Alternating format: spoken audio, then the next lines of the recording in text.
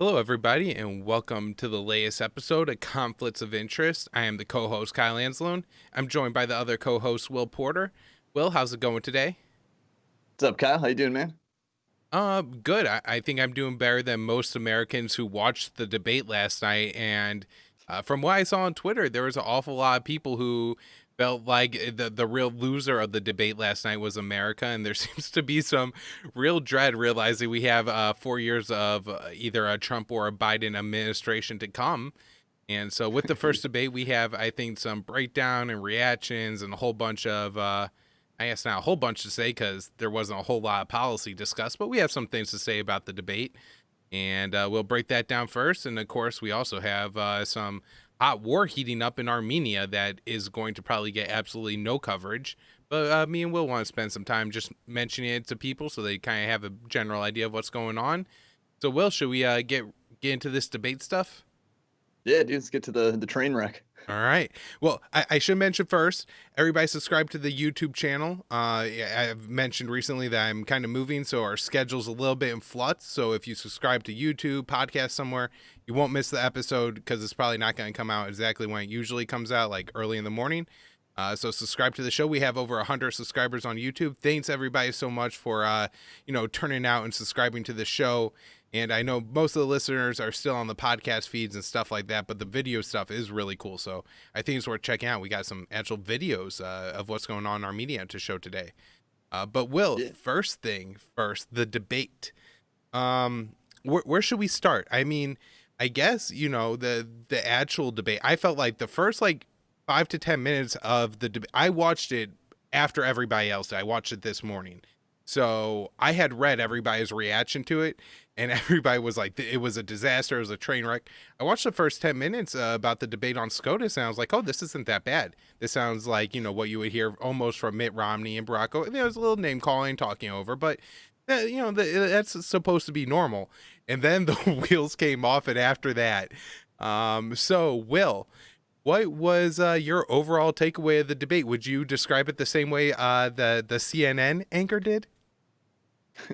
Yeah, as a S show or a dumpster fire inside a train wreck inside a whatever he said, Yeah, Jake Tapper. yeah. I would, yeah, I actually do agree. That's odd. I agree with CNN's analysis there, but I do in fact. Like you would think with just two guys on the stage, like after that crazy Democratic primary where there's like 25 people on stage all trying to talk, you'd think with it, if it's just two guys, they'd be able to keep it, sort of organized and on topic, but they did not at all. Like it was just all over the place the whole time. Both of them were. I think Trump interrupted more probably, but they were like both of them were just all over the place in terms of the subject matter. The moderator Chris Wallace was clearly getting very frustrated with both of them, but especially Trump, just because he kept like relentlessly interrupting, and so he kept getting chastised for that. And honestly, I will eat crow a little bit here. I actually did expect Biden to perform worse than he did. So I will admit where I'm wrong. I expected him to to fold more and to sort of like get more rattled by Trump's interruptions and combativeness and all this stuff. And he seemed to mostly keep his cool. Like a lot of his responses were lame and stupid, and I didn't agree with them. But like there was no one moment there where it was like he totally imploded, where he totally just had a train wreck and like forgot what he was saying or trailed off or did like he did in the primaries where he just like ceded his time, like he just like, all right, I'm done talking now. Like that, I don't think he had any one moment where he was like really really obviously bad. I don't know. What did you think about Right. that? So, yeah, I think that's a really good observation to make just because I think the expectations for Biden were so low coming in that he Yeah, definitely did not fail like people thought he would and had a relatively okay debate performance. I don't think anybody would like look at that and be like, this is how I want to like have a good, even like when he wasn't being interrupted. It's not like his responses were like really clear, made a whole lot of sense, or yeah, were factually accurate. Like there are several things he said in that debate were just flat out wrong. I think he denied that Hunter Biden like received tens of thousands of dollars from Burisma. He said that's not true. I mean, that's obviously true. I guess Biden could say that he should have gotten the money. But at one point, it seemed like he was disagreeing that Hunter Biden had even received the money. There were a couple other places where he said things that, like, he brought up the Bounty Gate thing and said Trump still has a yeah. dying. So there are like things like that that were just outright lies. But overall, um, he didn't like fall apart at any point, completely forget what he was saying. I don't think he laughed at any of his own jokes. I will say there were times like where I was like up and moving around, not watching the video as much. And at those times I felt like Biden was doing better. When I watched the video, there were times where like he looked like he was wincing and closing his eyes. It looked like Trump, like when we watched the video, it looked like Trump was actually bothering him and getting to him. And he looked Yeah. really old. I will say that. I thought just the his general presentation didn't look great. Like it's not what I think an average normie American is looking for in a leader, to look for somebody to look like that. And as much as like me and Will are here to talk about the substance of the debate, just talking about politically in the United States and what it means right now, honestly, probably the appearance of the candidate means just about as much as what actually comes out of their mouth. The other thing I'll say is I see a lot of people posting things saying that the debates won't affect anything, they can't change anything, everybody's already got their mind made up on who they're going to vote for. And I don't think this is about flipping somebody from Trump to Biden or having an undecided voter decide he's going to vote for Trump. I think it's more about uh, who's going to vote or not. Like, in the US, if you look, the majority of states are actually won by non-voters, even by, all eligible voters, not talking about just kids, but a majority of Americans who are eligible to vote, I believe, don't vote at all. And so Yeah. there's 100 million or so Americans who could decide to go to the polls if they are either so turned off by one candidate, or maybe somebody says something that inspires them a little bit to go out and vote. So I think it's wrong to say that these debates are meaningless. I do think, especially if one of them imploded, it would be meaningful. But even from what we saw, I do think it's going to give made some people not want to vote. Because that was like the consensus that I saw after just looking at social media after, were people saying that we're screwed. This is a dumpster fire. Either of these guys would be absolutely horrific. Right, right. Right. And yeah, I agree. Like when I'm commenting on some of this stuff, I'm largely talking about like the perceptions of like the average voter. Like I don't think I certainly don't personally think Joe Biden did a great performance, but I do tend to think that he came out looking a little bit better out of this debate than Trump did, honestly. Like and I was someone who was thinking that Joe Biden was going to crap his pants on stage and completely like explode. And so I will admit I'm a little bit wrong here, where I think Biden did come out looking a little bit better. Unfortunately, I think Trump kind of dropped the ball on the Burisma thing, because he did bring up the thing about Hunter Biden, but like he didn't get into like he kind of let Biden just like dismiss it and treat it, because like the media has done a very good job of making that sound just like a total conspiracy theory. Like there's nothing to that. And Trump could have like thrown out a little more detail and given a little, put a little more meat on those bones to like, show that, hey, maybe there is something there. Because, Joe Biden was the VP. He did help to get that prosecutor removed, that attorney general removed, who, if you read Moon of Alabama, B does show that like this prosecutor, Victor Shokin, he was still looking into Burisma, like right around the time that Biden got him fired. And so there is some like, suspicion that Biden got this guy fired because he was investigating the company that his son was on the board of. And Trump, like, even just what I just said right there, he didn't even give that much detail. He didn't like, he just said something about, he named the company Ukrainian gas company, and then that was it. He kind of let Biden just deny it, and then like run with the mainstream narrative that that's just a conspiracy theory. So I think Yeah, he screwed up there. I feel like this is the one of the real problems that me and you both have with Trump is everything he says is like kind of vague, conflated, and empty. And so he mentioned three separate things that I think are all really important. One is I don't know how confirmed, or the $3.5 million in payments that went from the wife of a Russian, or I believe a dead Russian oligarch. So she's like the now the one with my, and I hate using the word Right. Russian oligarch just because like, you don't call Jeff Bezos an American oligarch, but Maybe we should though. right. So all right, I got something to say on that too. So yeah, there was that thing that he brought up. Then he brought up the Burisma thing, which is when Hunter Biden has the contract. So this is like completely known, no debating doubt, that Hunter Biden was receiving at least $80,000 a month from Burisma while Joe Biden was vice president. And we know that Joe Biden was essentially controlling the Obama policy for Ukraine during that time. So Joe Biden, acting as viceroy, for Ukraine, has all this power. And then Trump also mentions the prosecutor that was fired, but doesn't really get into that. And Joe Biden said he didn't say this or said that that's not true, but there's video of him saying that he threatened to fire this prosecutor until the Ukrainian government did it. It was like he said, "We're going to cut off $1 billion in aid if you don't agree to this," and they, rebuffed him. And he said, "Well, I'll get on the phone with Obama," and then they went through and fired him. And he bragged about this after. And Yeah. I think this And is a I'm sorry, just to cut in real quick. The government that Biden was pressuring too was the one that Obama helped to install. That he backed the coup in 2014 and like helped to install this government. And then his vice president goes over there and starts pressuring him to, fire prosecutors and all this stuff.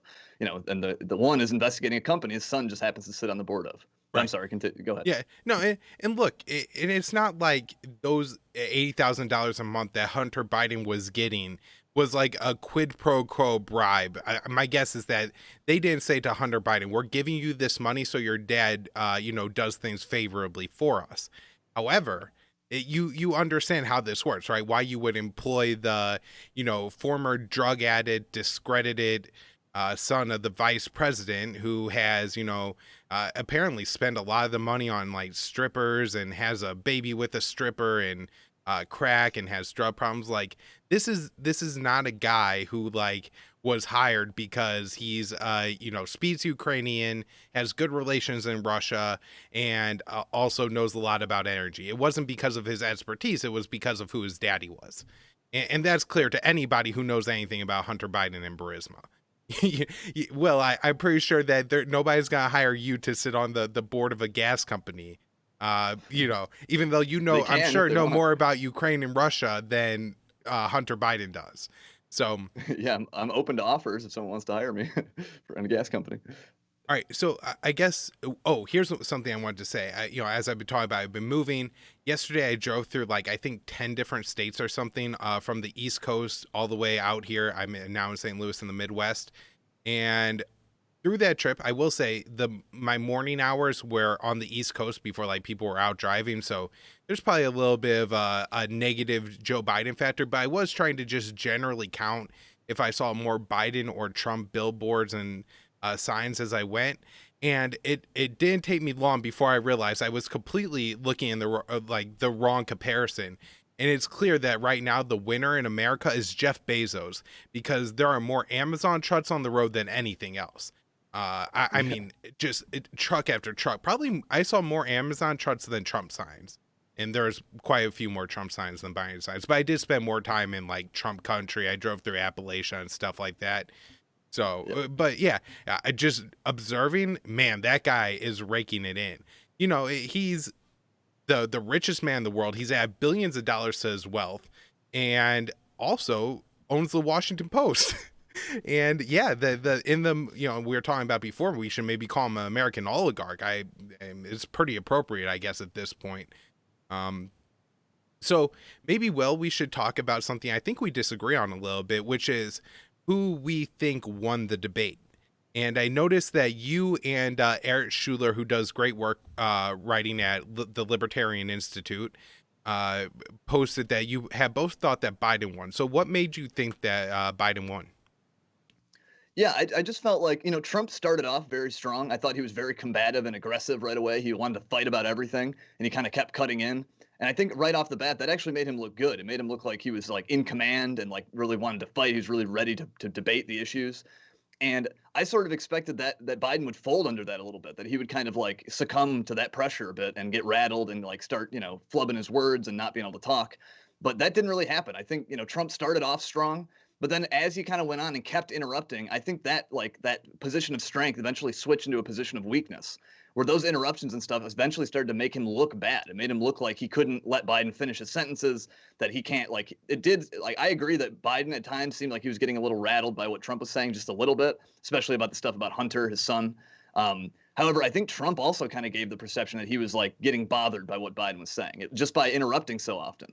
Like at first it seemed like, oh no, he just wants to fight about it. He wants to correct him or something. But after a while, it just sort of came off as like a desperate ploy to make sure that he can't, Biden can't speak. I don't know. I think Trump like overall kind of came out looking weak in the debate. He was on the defensive most of the time. After the first like couple minutes, Biden was largely the one hurling the allegations, and Trump was having to like deflect and like I don't know. It seemed like Biden was kind of like driving the discussion in terms of the attacks he was levying. I think Trump did have some good, like he had some good moments for sure. There was a moment where Biden said something about like Trump has to get smart, and Trump's just like, don't ever use the word smart with me. Like you didn't even know what school you graduated from. You can't even remember your school. You graduated at the bottom of your class. Like never use the word smart with me. And I thought that was a pretty just like blistering, like brutal exchange. That was one where he came out looking like the alpha male. But just in a lot of it, I just think he was made to look like he was on the defensive and he interrupted too much, I think. So here was kind of my perception. It seemed like a lot of people said they turned off the debate pretty quickly. So that's part of the reason I think Trump was, because he was very strong in the beginning. And so people Yeah, got tired of it after a half hour. I think after a half hour, Trump looked pretty good. I The agree. other thing is, I thought Trump was very entertaining. Now, not this has nothing to do with policy. This has nothing to do with his record or anything like that. But if these two men weren't competing to be in control of the world's nuclear arsenal, America's military, I would have thought Trump was hilarious. He at one point Biden was like saying something. He was like, "All right, so number one is this," and Trump interrupted him, and then Biden goes, "So number three," and Trump interrupts again. He goes, "You're on two, Joe." Um, Biden and so then I think Biden made the same mistake Hillary did too, where rather than like trying to ignore Trump, rolling your eyes, or like appealing to Chris Wallace to be like, get control of this guy, he Yeah, called Trump stupid at one, or called him a clown and told him to shut up, which yeah, I thought didn't come off well because he's ostensibly trying to make himself like, I'm better and bigger than this. And then if you go and throw, I think probably the lowest insult of the night, calling Trump a clown, that doesn't yeah. really reflect well. And it's just like kind of sad. Like that's like, we're in 2020 and all you could do is call Trump a clown. Like you gotta like have better jokes than that dude. Or like if you need Trump to stop talking, like you gotta find a better way to do it than telling him to like shut up like that. I don't think either of those things like kind of came off as it, and in any way made Joe Biden look well. So I felt like that since this wasn't a discussion of policy and just like kind of two old men yelling at each other, Trump came off like more entertaining and more enjoyable to watch. And so I don't if I like was just like, who do you want to hang out with after watching that debate? I think it's 100% Trump. Oh Um, yeah, yeah, Although I will say, I thought there was one point in the debate where Trump really botched it, and that was with the white supremacy question, where Chris yeah. Wallace was basically just saying, tell people that you don't like white supremacists. And Trump, I felt Wouldn't like really he do was it. like trying to make like a semi decent point, like, okay, like, what do you want me to say? Like like I don't like the Ku Klux Klan. Like nobody likes it. You know what I mean? Like I felt like he was trying to trivialize a question like that, which in a way I think is kind of fair to do. But then he ends up just coming out with this like half thing, like being like the Proud Boys should stand down, and it's like the Proud Boys aren't really who they're talking about. There's not like a huge Klan presence in the United States, but just be like, I don't like the Klan. I feel like Right. that's all he Skinheads or really had whatever. to say there. Or, yeah, like, if you don't like black people, I don't like you. Something that's really all, like, kind of all he had to come up with. It didn't have to be like some, heartfelt 2 minute, like, white supremacist. And so I thought that was like the only exchange where Joe Biden seemed to come out ahead. I thought the thing he said about, somewhere along the line, he said, like, it makes a difference for kids to like know if you're being like culturally insensitive or not. So like you know uh, I've seen this. I worked with like quite a few like minority students. I saw people ask to touch their hair and stuff like that. Like that's inappropriate. Like you don't have to do that. And like so like I kind of get what Biden's saying when he's saying that's bad. Now all Trump had to do is come and fire back and say like, I was talking about specifically like there were some government agencies where like the white staff had to like write letters of apology to like the staff of color. Like that's Right. completely a different thing than like, having like some understanding of like, African American culture or something like that. And so I thought that was like probably the only exchange of the night that where if somebody watched it, they would be like, oh yeah, Joe Biden could come off and be marginally better than Trump. I don't know if you had any thoughts on that particular exchange, Will. Yeah, I thought Trump definitely came out like losing out of that white supremacy thing. I think he could have very easily, spun that in his favor, and instead now he's given like all of his opponents just like the best ammunition. Like that line from that night. I even had some of my like normie, Facebook friends and stuff who aren't that political, just being like, I cannot believe the president wouldn't, like openly denounce white supremacists, which is that's a thing they tried to hit him with before the Charlottesville thing. They've been doing that for quite a long time. And Trump has had better answers to it before, I think, like than he did at the debate. But I think you're right. He could have just come out and said something very simple that, like, if you're a racist, if you're intolerant, then you have no part in my administration. You have no part in my America or whatever. You could have said something like that and just, something very boilerplate, but still like, appeasing what Wallace was asking him. And then with the critical race theory stuff, like the racism training and stuff, he should have had at least one really clear example of like an absurd thing that happened with those courses. I think he could have easily, had one example and made his point a lot better. Yeah. Another thing I just wanted to hear your take on, Will, was Chris Wallace's performance. A lot of people really criticized him. And to be honest, unless he had like a mute button, I'm not sure what he could do to really, get this thing under control. But that's been like pretty much, I feel like the criticism of every debate moderator for the past like 4 to 8 years is that they really can't just control the debates well enough because the candidates just talk and say whatever they want to say. I honestly felt like he did a decent job, like towards like not the end, but like maybe something like 70 an hour way through the debate. He was like, "You have 2 minutes to talk. You could say whatever you want, but this is the question I'm asking you." Like in a way to like throw an underhanded criticism. I thought that like at times he was trying to be like, asking the candidates to commit to the rules.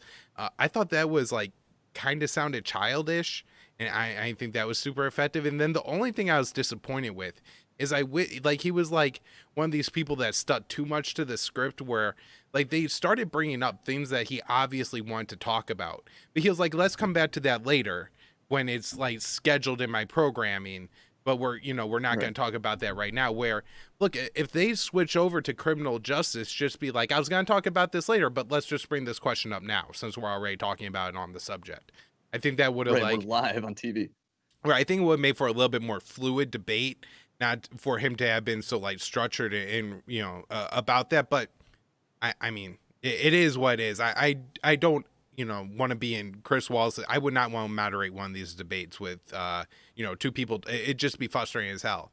I don't know. I feel like for a future debate, really what they have to do is at least for like the 2 minute original answer to only have one microphone on or something like that. Yeah. Although I think that'll hurt probably Trump's ability to like call out Biden, and also like to have a little bit of sympathy for Trump there. Joe Biden drops a lot of lies that the mainstream media all is going to cover up for. One, the one that, of course, was the most offensive to me was the Bountygate one, where Biden was just like, he still hasn't confronted Vladimir Putin over paying bounties in Afghanistan. And it's like, dude, have you read the news in the past 3 months? Like, that story has fallen apart. But he's I guess going to keep pushing that line. Where did you see any like other major omissions or lies by the candidate that you thought were interesting or noteworthy? In terms of like anything substantial, not really. There wasn't so much. There was not a lot of substance of this Right. debate. It was a lot of just like interruptions and insults and innuendo and stuff.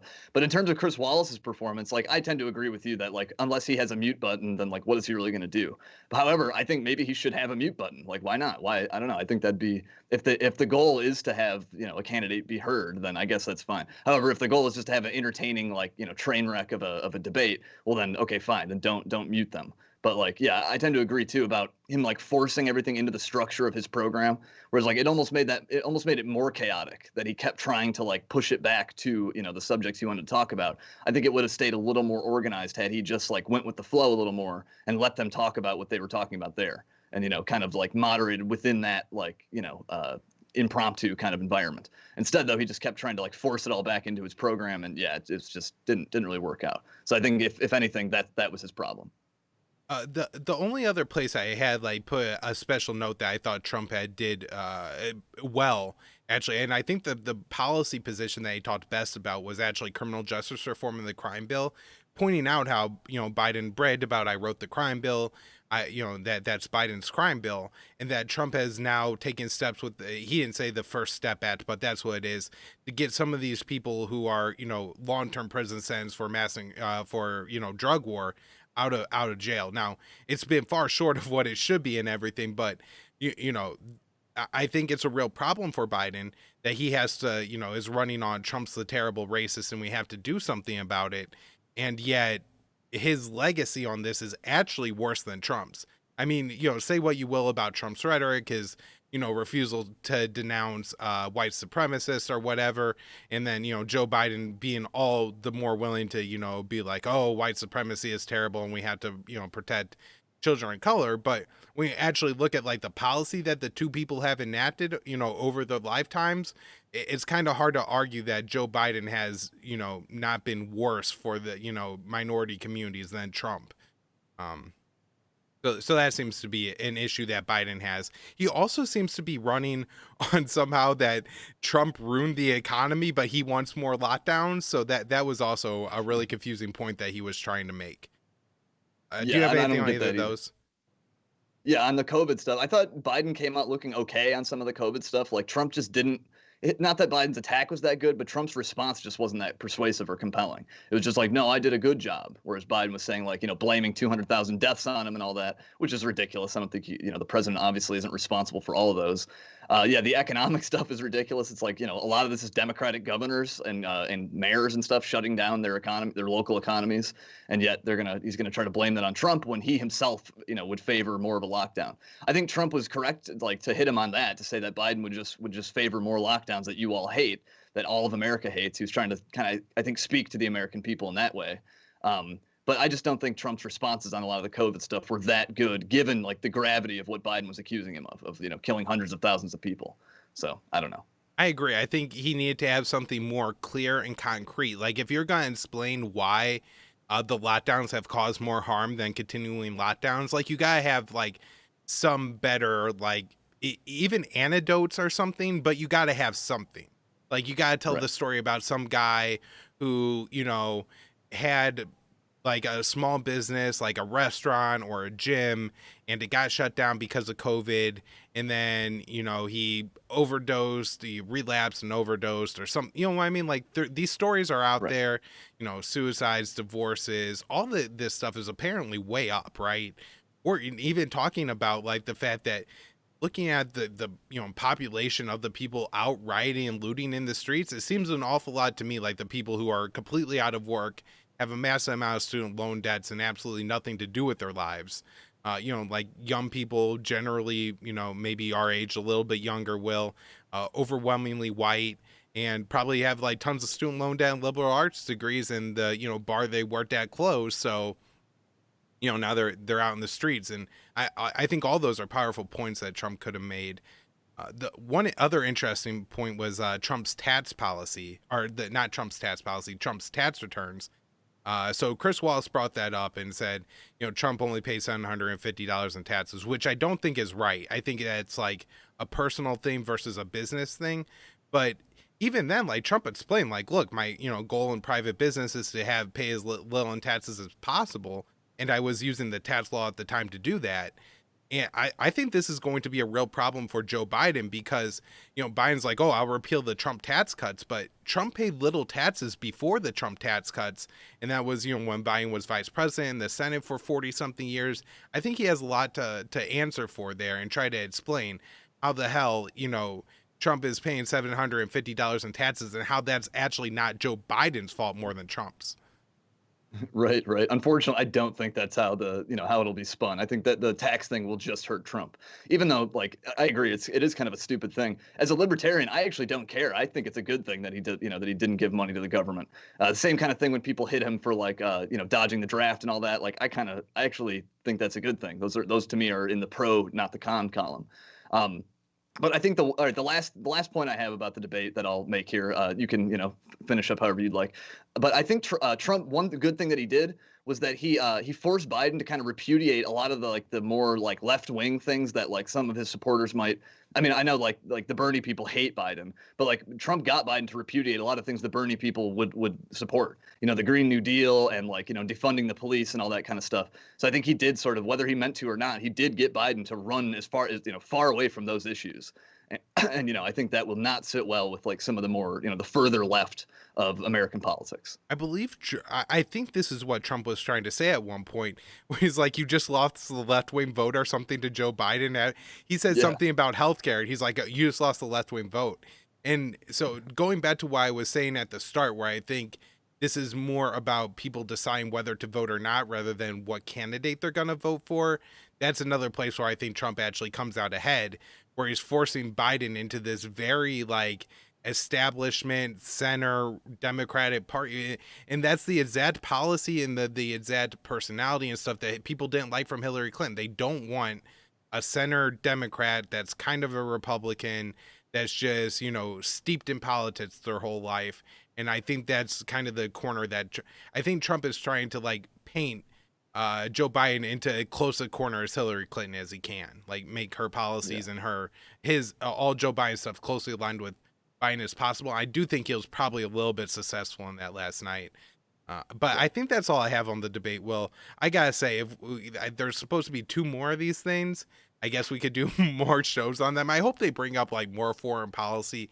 I would guess like one of the debates will be like foreign policy will take a little bit more center stage, but I don't Yeah. expect that they actually talk about the policy part of it. I think Biden will likely call Trump a racist, and Trump will spout off some nonsense about killing ISIS, rather than point out that everybody's like, oh, Trump and systematic racism and everything like that, when ignoring the fact that the what 3 or 4 presidents before Trump killed, I don't know, nearly a Holocaust worth of people from Libya to Afghanistan, right? You're talking Right. Who are about not white. millions and millions of people. Like, I don't know how that doesn't count at all towards, the Obama, Biden, Bush legacy at all, and how Trump is like this uniquely evil racist when I mean, obviously, like I tell people this all the time when they're like, "Oh, Trump has been less aggressive in the Middle East." I'm like, "Well, part of it's circumstance, right?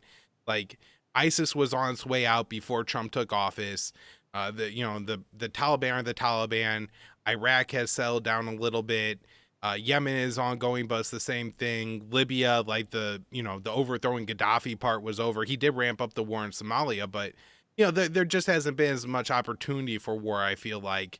Rather than like had a month or a few months into his administration, you have like a big terrorist attack. The terrorists come from a different country where Trump has like all this now room to escalate. I think that's part of it, although I think some of it's instinctual on Trump's part too, just to be less hawkish than others. So I don't know. Well, anything else? I think that hits about all my opinions about the debate. It was a train wreck. So All right, that's well, my conclusion. now we have our word from our sponsor, Paloma Verde. And I will say, Will, I know a lot of people are feeling a little depressed and down after watching that debate last night, and CBD helps some people to feel better. So maybe just another reason to check out the website, Paloma Verde, to get over some of that existential dread that was created by our two great candidates last night. But, Will, how's the CBD treating you? Yeah, I'm really digging the stuff they have here at Paloma Verde. They sent us quite a few of their products to try. They've got like liquid extracts. They have fruit gummies. They've got soft gels with various different formulations and doses and stuff. One has melatonin. I really like that one to help me kind of wind down and relax at night. I have issues with that. And it really does, like, it really makes the difference when you buy quality products with CBD, because they have all kinds of stuff you might see at like head shops or gas stations. That stuff's cheap and it's no good. And it's also kind of suspicious too. Like they'll say they have certain dosages. You don't know what you're getting with that. However, with Paloma Verde, you can go and look at their lab results. You can go and get educated about what CBD is and what it does on their website. And you can find their store at palomaverdestore.com. It's PALOMAVERDE store.com.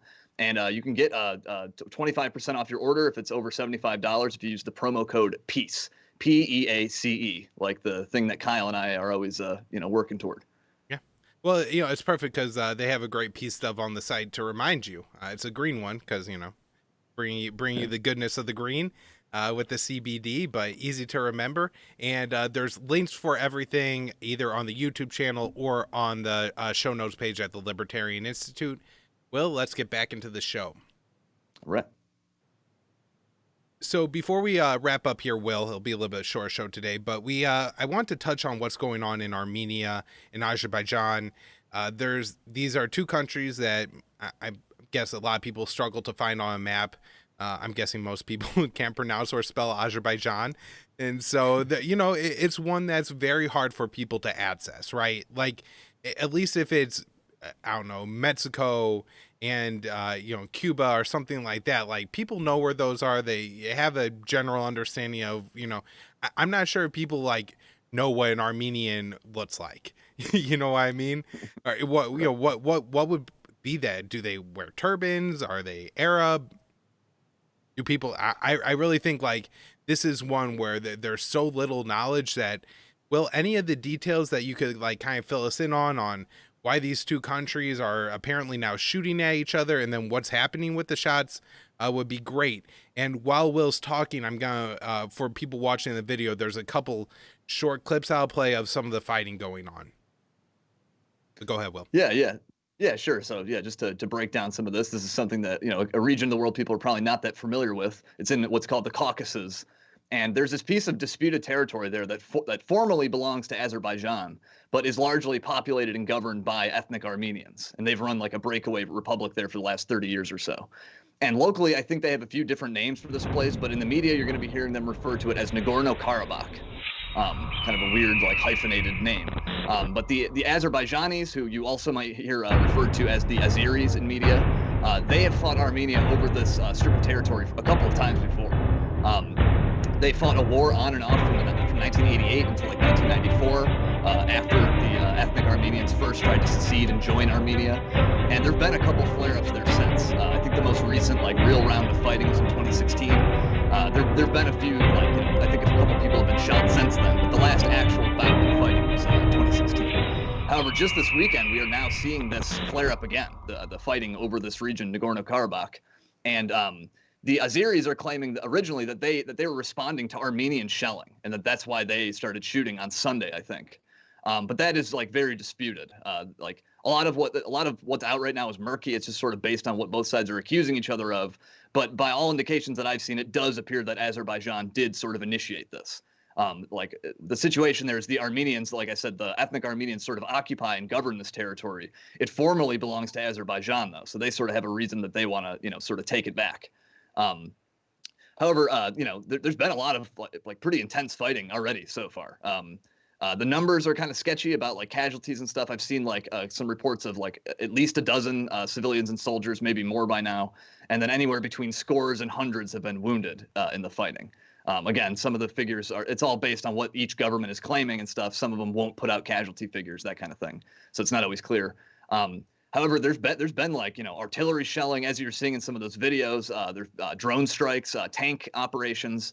There's been a lot of stuff like just since Sunday. The fighting seems to have escalated very quickly. It's almost like they were just waiting for something to happen. Like there was a lot of tension over this area already, and a little spark set it off, and now they're like up to full scale, like conventional warfare. And now, unfortunately, both sides are actually accusing each other of firing directly into each other's territory, not just in this disputed area. So they're like saying this is being brought into their actual like territory proper. So that's sort of like, where things stand with the fighting. There's been skirmishes for the last few days. They're not, they're not agreeing to a ceasefire, agreeing to any kind of negotiations. The whole geopolitics behind the situation gets a little bit complicated. And I'm not like myself an expert on it, but I think I can break down just some basics. Like you were saying, like what is an Armenian even like, I think I can explain some of that. So both of these countries, both Armenia and Azerbaijan, are former Soviet republics. So they sort of have some kind of like shared history in that sense, but there's a lot of differences between the two countries too. The Azerbaijanis are a Shia Muslim country, Shia Muslim majority, whereas the Armenians are Christians. And the Armenians, I think, have their own branch of Christianity. They've had like they have an ancient sect of Christianity. It's like, I think Armenia was one of the first countries, actually, the first kingdoms to adopt Christianity as like a state religion, like way, way back, like hundreds and hundreds of years ago. So that's like a massive part of their culture, Christianity, whereas Azerbaijan is a Muslim society. And Azerbaijan has a way larger like land area and economy and military budget than the Armenians. Armenia is like I think 3 times smaller economically, and I think by land area and population, like they're a lot smaller than the Azerbaijanis. However, the Armenians have had the upper hand in some of the previous clashes. So for whatever combination of reasons, they've been able to hold on to this territory, Nagorno-Karabakh, and the Azerbaijanis want it back. And despite having a larger military and economy and all this stuff, they can't quite get it. Now, in terms of alliances, Azerbaijan is close friends with Turkey. They're both Muslim, obviously. They share like Turkic, like ethnic roots and all this stuff. And the Azerbaijanis get armed by the Israelis. They have like Israeli drone technology. They have a lot of heavy advanced weaponry from Tel Aviv. Whereas Armenia, they have been backed by Russia for a long time. So there are pretty large powers backing up both of these countries. And right now in this current flare-up, Moscow is calling for like calm and a ceasefire and stuff. Whereas on the the Turks, on the other hand, are like way more aggressive. They're like making all these demands on the Armenians. They're like openly backing the Azerbaijanis. There've even been reports that a Turkish warplane shot down an Armenian warplane this week, which of course the Azeris and the Turks are denying. But that doesn't seem that implausible to me. I think they do let the Azeris use some of their warplanes. And there's also been reports this week that the Turks are sending Syrian fighters into this conflict, which, you know, just like they're doing in Libya to back up the government of national accord there. And again, there have been denials of this, but I don't think that's that implausible, given what we've seen happen in Libya. Right, and those are the kind terrorist of, jihadist guys. Well, I mean, I guess we don't know how true it is, but assuming it's the terrorist jihadist guys, right? It's not like, you know, just mercenary freedom fighters. It's like we'll blow ourselves up in the town square, chop your head off kind of guys.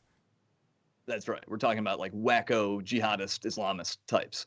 Right, The what they call the what is it, dude? The Syrian National Army or something. The Turkish-backed faction. right. What used to be the Free Syrian Army. Those are mostly like Al Qaeda linked jihadist type guys. So yeah, that's who Turkey is likely sending into this conflict. However, like the last thing I'll say here, there have been some attempts to wind this down. Like a bunch of different countries, Russia, Iran, France, the U.S. have all kind of like weighed in to say like, let's try to stop this. And both sides to this, as far the last I saw, are just completely rejecting that. They're not open to talks at all. There was some attempts back in like 2010, I think, to hammer out a peace deal over this disputed territory that was led by what's called the Minsk Group, which is France, the U.S., and Russia, I think. And that totally fell apart in 2010, and they haven't been able to put anything together since. And so I would hope that like they will figure out a way out of this. Like there's a lot of pipelines run through this area, through this region, the Caucasus. So there's a lot of interested parties who are going to not want this place to turn into a war zone. But right now, like right at the moment, there's no real indication that this is going to stop anytime soon. That something I think has to happen to make them willing to talk. Yeah, well, that's very concerning. And thanks for all the background and stuff. Now, I guess Turkey's, positioning and everything with Armenia probably has something to do with the Armenian genocide too. My Right. guess is like those are like long-standing conflicts. That was in the early 1900s, like 1915 or so, where So hundreds of thousands, if not a million or so, Armenians were killed in Turkey and forced. It's a real genocide. And there's been like a real political debate in the United States for trying to get recognition for that genocide and everything. And of course, it's complicated by the fact that Turkey's a U.S. NATO ally, and like you point out that Armenia is a Russian ally, and so the reports of the plane that got shot down, assuming Turkey did it, it would be an F-16, I think the J variant, shooting down a Su-25, a Russian plane. And yeah, so, I mean, that's just a matter of then different pilots being in those planes of different nationalities. And suddenly we're talking about U.S.-Russia conflict. That seems very dangerous. And, there's got to be a way to work this down, or at the very least for just the outside powers to stay out of it, for Turkey not to get too involved, Russia not to get too involved. At least if they're going to shoot each other, just let them shoot each other with what they have. Hopefully, the people will get tired of it and like demand a deal. But, I think it comes points where, Turkey is guaranteeing to back Azerbaijan and, Russia. If they do guarantee to back Armenia, then, those countries feel emboldened and, maybe we could secure our claims, get a little bit more territory. It seems like they're just trying to take advantage of the destabilized situation to get as much as possible out of it.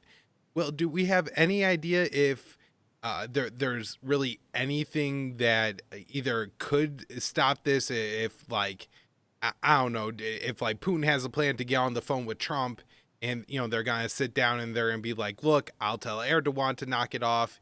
You tell the Armenians to knock it off, and we're gonna like try to just get a couple months down the road and figure out how to get a longer thing, but get a short term ceasefire. Or if there's like anything going on, or if it's like at this point these two countries are about to duke it out, and we're gonna just hope that it doesn't turn to like a giant geopolitical disaster like Syria has.